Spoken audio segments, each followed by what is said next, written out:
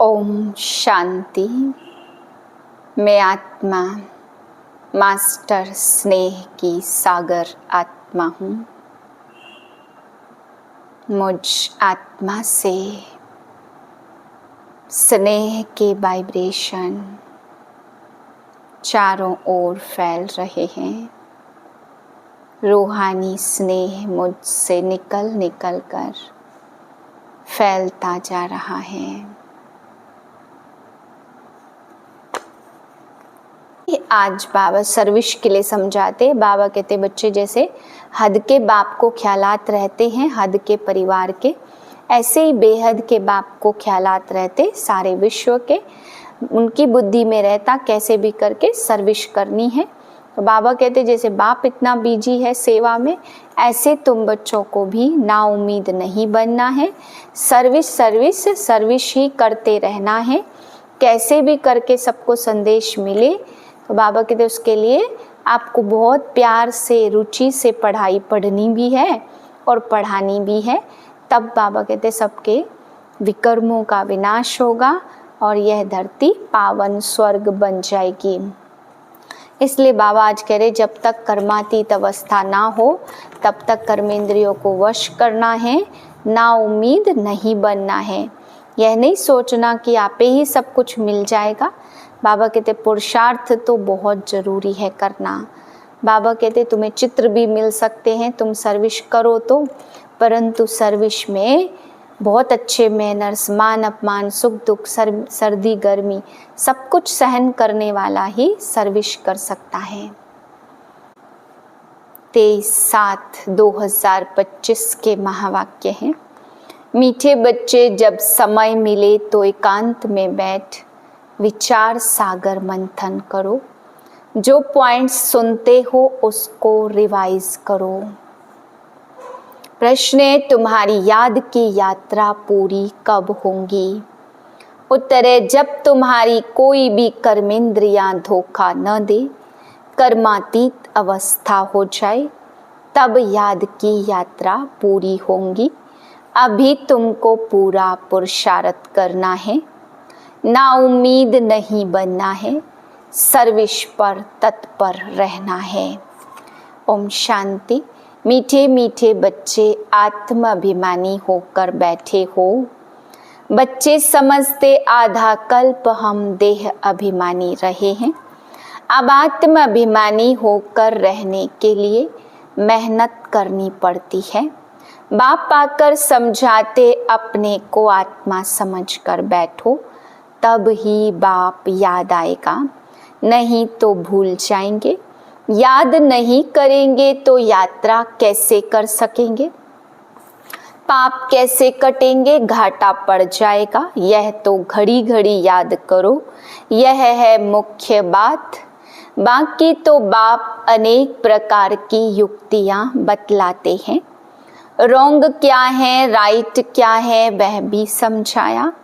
बाप तो ज्ञान का सागर है, भक्ति को भी जानते हैं।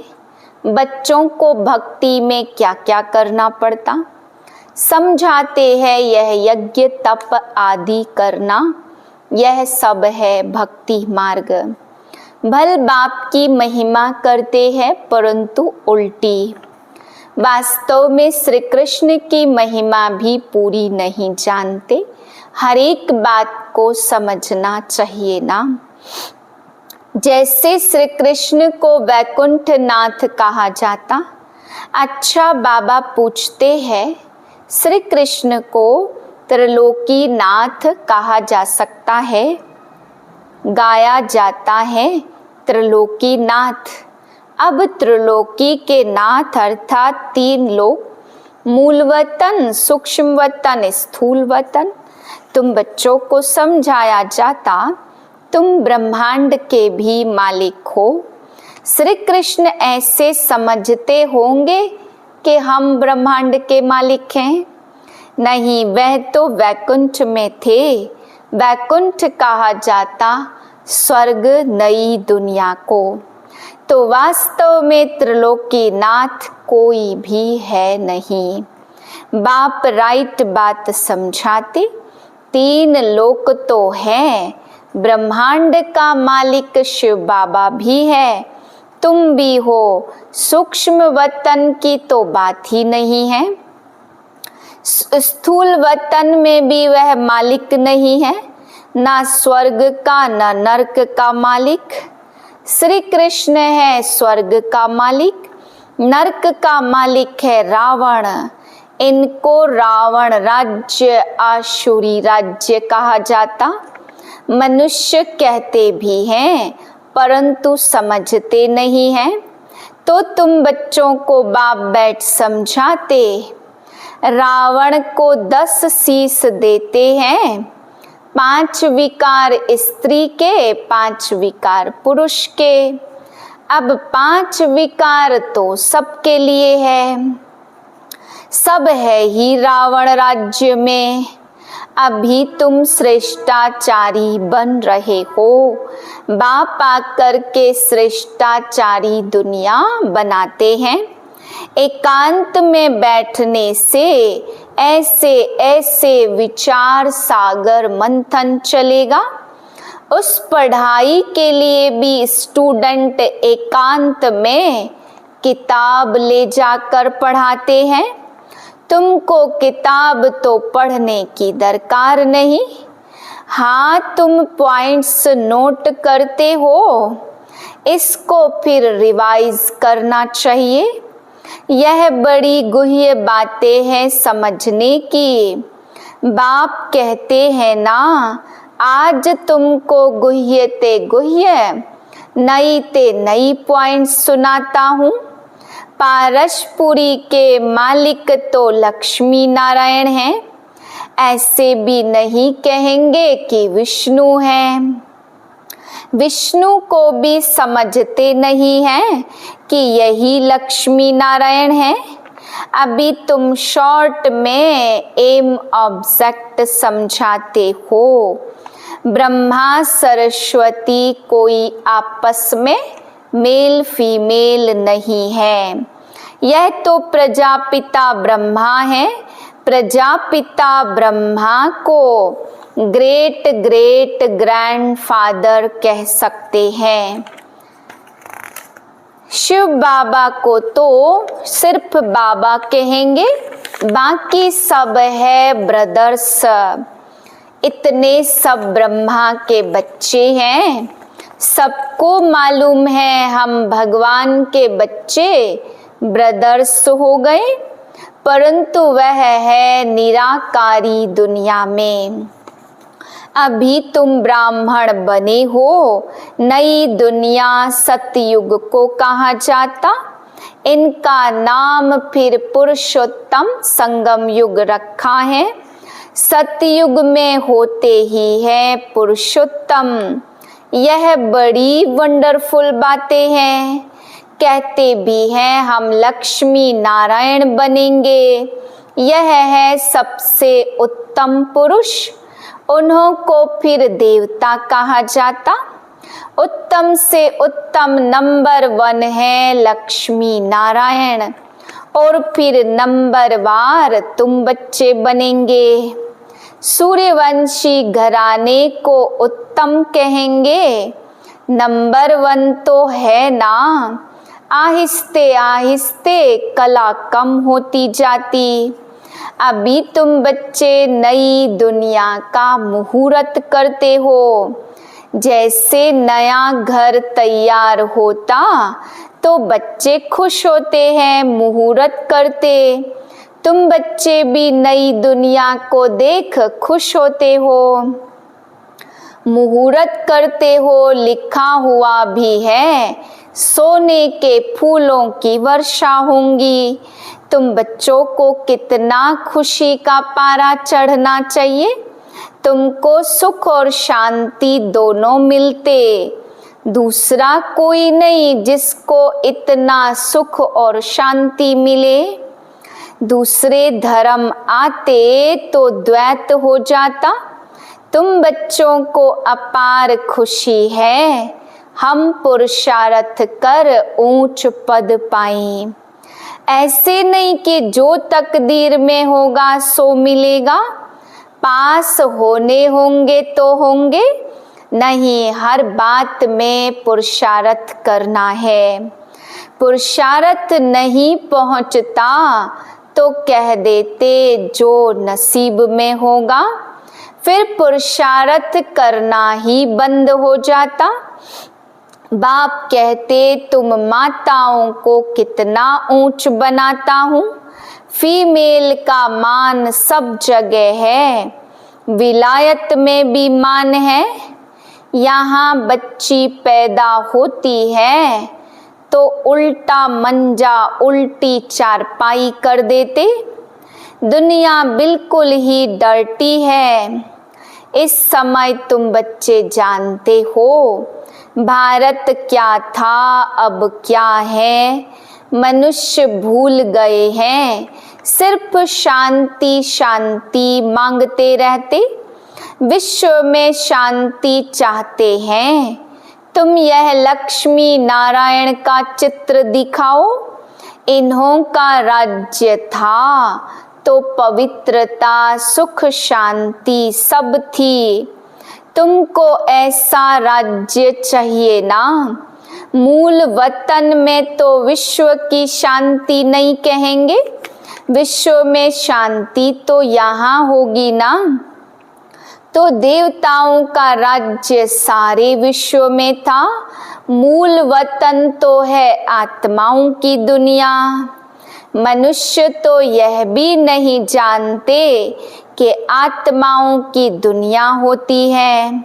बाबा कहते हम तुमको कितना ऊंच पुरुषोत्तम बनाता हूँ, यह समझाने की बात है। ऐसे नहीं रड़िया मारेंगे भगवान आया है, ऐसे तो कोई मानेगा नहीं, और ही गाली खाएंगे और खिलाएंगे, कहेंगे बीके अपने बाबा को भगवान मानती हैं। ऐसे सर्विस होती नहीं। बाबा युक्ति बतलाते, कमरे में 8-10 दीवार पर चित्र लगा दो, बाहर में लिख दो बेहद के बाप से बेहद सुख का वर्षा लेना है, अथवा मनुष्य से देवता बनना है। तो आओ हम आपको समझाएं। ऐसे बहुत आने लग पड़ेंगे, आप ही आते रहेंगे। विश्व में शांति तो थी ना, तमो प्रधान दुनिया में शांति कैसे हो सकती है। विश्व में शांति तो भगवान ही कर सकता। शिव बाबा आते हैं, जरूर कुछ सौगात लाते होंगे। एक ही बाप है जो इतना दूर से आते, और यह बाबा एक ही बार आते हैं। इतना बड़ा बाबा और 5000 वर्ष के बाद आते। मुसाफिरी से लौटते हैं तो बच्चों के लिए सौगात ले आते। स्त्री का पति और बच्चों का बाप तो बनते हैं ना, फिर दादा परदादा तरदादा बनते हैं।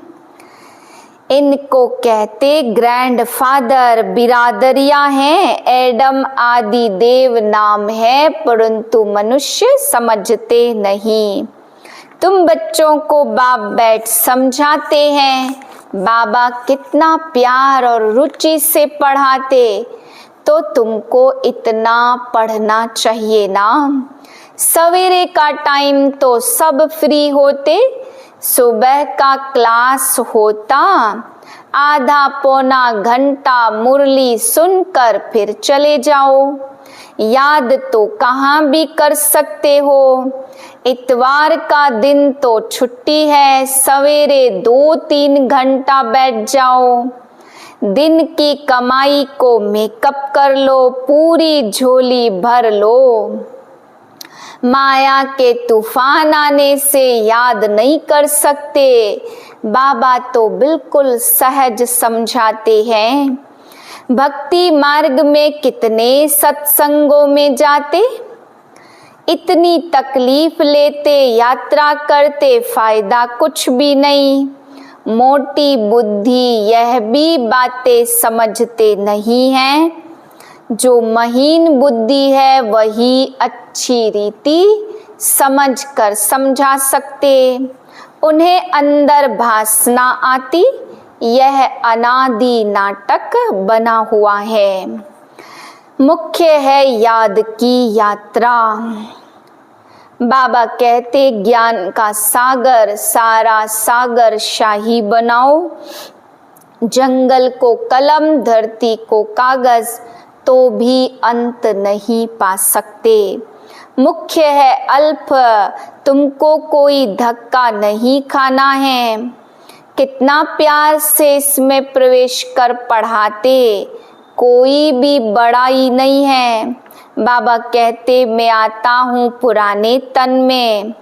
कैसे साधारण रीति बाबा आकर पढ़ाते हैं, कोई अहंकार नहीं। बाबा कहते तुम मुझे कहते ही हो। बाबा पतित दुनिया पतित शरीर में आओ, आकर हमको शिक्षा दो।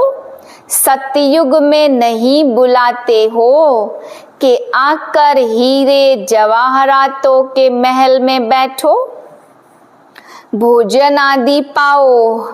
शिव बाबा भोजन पाते ही नहीं, आगे बुलाते थे कि आकर भोजन खाओ। 36 प्रकार का भोजन खिलाते थे। यह फिर भी होगा, यह भी चरित्र कहे। श्री कृष्ण के चरित्र क्या है, वह तो सतयुग का प्रिंस है। बाप आकर रात को दिन बना देते, तुम्हारी है याद की यात्रा। यह पूरी तब होगी जब कोई कर्मेंद्रियां धोखा न दे, कर्मातीत अवस्था हो जाए, तब याद की यात्रा पूरी होगी। बाप आकर बूढ़े तन में सर्विस कर रहे हैं, अभी तुमको भी पुरुषार्थ करना है। ना उम्मीद नहीं बनना, सर्विस सर्विस सर्विस। जैसे लौकिक बाप को हद के ख्यालात रहते, ऐसे पारलौकिक बाप को बेहद का ख्यालात रहता। गाया है पितामह आदि को पिछाड़ी में तीर लगे, अभी तीर लग जाए तो बहुत हंगामा हो जाए, इतनी भीड़ हो जाए जो बात मत पूछो। कहते हैं ना माथा खुजलाने की फुर्सत नहीं, ऐसे कोई है नहीं, परंतु भीड़ हो जाती है तो फिर ऐसे कहा जाता। जब इन्हों को तीर लग जाए तो फिर तुम्हारा प्रभाव निकलेगा। सब बच्चों को बाप का परिचय तो मिलना ही है। तुम 3 पैर पृथ्वी में भी अविनाशी हॉस्पिटल और गॉडली यूनिवर्सिटी खोल सकते हो। पैसा नहीं है तो भी हर्जा नहीं है, चित्र तुमको मिल जाएंगे, परंतु सर्विस में मान अपमान, सुख दुख, ठंडी गर्मी सब सहन करनी है। किसको हीरे जैसा बनाना कम बात है क्या? बाबा कभी थकता है क्या? तुम क्यों थकते हो? अच्छा मीठे मीठे सिकिल दे बच्चों प्रति माता पिता बाप दादा का याद प्यार गुड मॉर्निंग। रूहानी बाप की रूहानी बच्चों को नमस्ते। हम रूहानी बच्चों की रूहानी बाप को नमस्ते। धारणा के लिए पहली पॉइंट, सवेरे के समय आधा पौना घंटा बहुत प्यार व रुचि से पढ़ाई पढ़नी है। बाप की याद में रहना है। याद का ऐसा पुरुषार्थ हो जो सब कर्मेंद्रिया वश में हो जाए। दूसरी पॉइंट, सर्विस में सुख दुख मान अपमान ठंडी गर्मी सब कुछ सहन करना है, कभी भी सर्विस में थकना नहीं है। 3 पैर पृथ्वी में भी हॉस्पिटल कम यूनिवर्सिटी खोल हीरे जैसा बनाने की सेवा करनी है। वरदान है सच्चे आत्मिक स्नेह की अनुभूति कराने वाले मास्टर स्नेह के सागर भव। जैसे सागर के किनारे जाते हैं तो शीतलता का अनुभव होता है, ऐसे आप मास्टर स्नेह के सागर बनो तो भी जो भी आत्मा आपके सामने आए वह अनुभव करे कि स्नेह के मास्टर सागर की स्नेह की लहरें अनुभूति करा रही हैं। क्योंकि आज की दुनिया सच्चे आत्मिक स्नेह की भूखी है। स्वार्थी स्नेह देख देख उस स्नेह से दिल उपराम हो गई है। इसलिए आत्मिक स्नेह की थोड़ी सी घड़ियों की अनुभूति को भी जीवन का सहारा समझेंगे। स्लोगन है, ज्ञान धन से भरपूर रहो तो स्थूल धन की प्राप्ति स्वतः होती रहेगी। अव्यक्त इशारे जैसे सतयुगी सृष्टि के लिए कहते एक राज्य एक धर्म, ऐसे ही अब स्वराज्य में भी एक राज्य अर्थात स्व के इशारे पर सभी चलने वाले हो। मन अपनी मनमत ना चलावे, बुद्धि अपनी निर्णय शक्ति की हलचल ना करे, संस्कार आत्मा को नाच नचाने वाले ना हो, तब कहेंगे एक धर्म एक राज्य। तो ऐसी कंट्रोलिंग पावर धारण कर लो, यही बेहद सेवा का साधन है। ओम शांति।